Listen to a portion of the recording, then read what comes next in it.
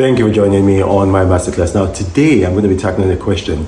A subscriber of mine named Ifenyu, she asked a question about fixed deposits, what they call in America certificates of deposit, and she wanted to know if it was a good idea. And here's the thing, putting your money in banks is the worst thing that you can do. I know it sounds counterintuitive to what is the mainstream knowledge, but it is the silliest thing that you can do. And I mean, you can have confidence in me. I've got a master's from England in international banking and financial law, so I know what I'm talking about. Every bank in the whole world, it all boils down to what Joseph started in Genesis chapter 47. If you read Genesis chapter 47, if you start from verse 14, you see that Moses, or rather Joseph, gathered all the money in Egypt, and then put it in the storehouse for Pharaoh. And eventually all the money belonged to Pharaoh, and then the land of the people, and eventually the people themselves. Look, when you put money in the bank, when you deposit money in the bank, that word deposit, it is actually a false term. If you get the agreements that they make you sign in the bank, and if you pour through it, actually you're not depositing money into a bank, you're actually loaning money into a bank.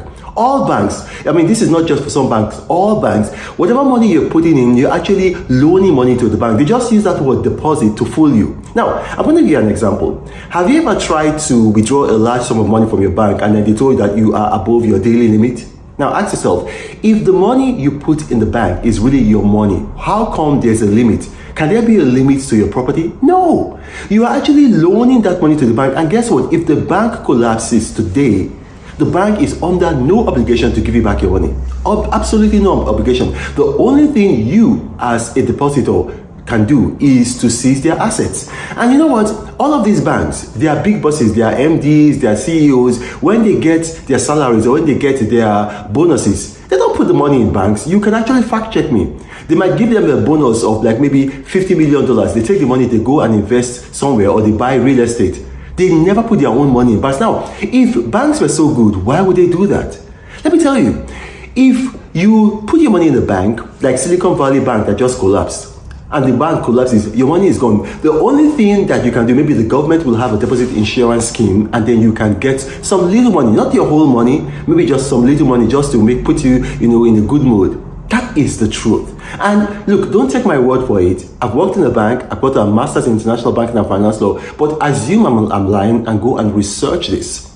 You see, the Templars was a secret society. They went to Jerusalem for the crusade. It was while they were in Jerusalem that they found all of these papers that how Joseph started the financial system. And that's when they began the first modern bank. It was in Jerusalem, the Templars. So all of this goes back to biblical times. So listen, do not put money in banks. And you're going to ask me, what do you do with your money? Invest your money. What do banks do with your money? Banks put your money, most banks are going to put your money on the S&P 500. The S&P 500 is just an index for a mutual fund. So there's several mutual funds. You got the S&P 500, you got the Wilshire 5000, you got the Russell 2000, you got the 14100.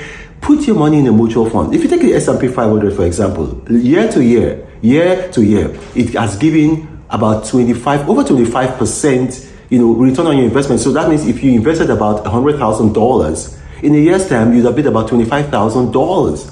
So it's one of the best investments that you can do. Or you can put your money in a real estate investment trust. Or you can put your money in an ETF. Vanguard ETFs are the best. So you can put your money in the Vanguard, OO, that they call it VOO. Or you can put your money in the Vanguard Fidelity Index, which is called the VFIX. But do not put your money down. There are several things that you can do. If you are very unimaginative and you don't know what to put your money in, just put your money in real estate. Buy a property, put your money in real estate. And then some of you might say, okay, what if I have an emergency? Do you know this is the year 2024? If you put your money on the S&P 500 and you have an emergency, you can get all or some or most of your money within an hour. You can liquidate your money. So your money is safe. Stop putting your money in banks. If you do not know how to make these investments, subscribe to me on the X platform. My name is Renal Mokri. Just go on X, search for me, and I will teach you how to make money. I've got the most subscribers of anybody in Nigeria, my home country, and probably in Africa. I've got thousands of subscribers. Every day, every single day, my subscribers make money. Sometimes they make big money, sometimes they make small money, but every day they make money. And I don't put money in banks. I teach them not to put money in banks. The worst thing you can do is to put money in banks. Now, my name is Renal Mokri, the Apostle of Prosperity. If you watch this, you got questions arising from this. Look, come on X, subscribe to me and ask a question there. If you're not a subscriber, maybe you can ask a question here. If I finish dealing with my subscribers and I have time, I'll come to you. Now, this is Apostle of Prosperity. One more time, Brandon Marcus saying, God bless you. But Reno travels all around the world. I hope you get inspired about what you see. Apostle of greatness, Reno is a master. Only one man against the whole world in large. Fighting with the monsters, poverty I can't stand. That's why Reno is